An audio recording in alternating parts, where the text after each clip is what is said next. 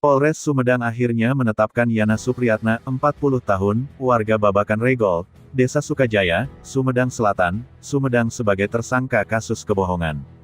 Sebelumnya, Yana menjalani serangkaian pemeriksaan intensif oleh penyidik Polres Sumedang sejak Kamis, tanggal 18 November tahun 2021, malam.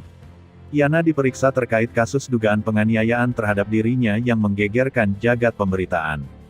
Yana sempat dilaporkan hilang di kawasan Cadas Pangeran, Sumedang, Jawa Barat.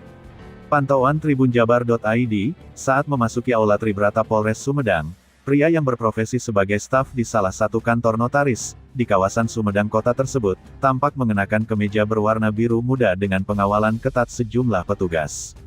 Yang bersangkutan telah ditetapkan sebagai tersangka, ucap Kabid Humas Polda Jabar, Kombes RD Acaniago, saat konferensi pers di Mapolres Sumedang, Senin, tanggal 22 November tahun 2021.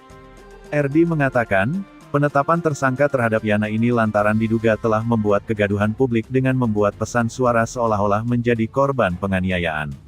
Atas perbuatan itu, lanjut RD, tersangka Y dijerat dengan pasal 14 ayat 2 Undang-Undang RI Nomor 1/1964 tentang Peraturan Hukum Pidana.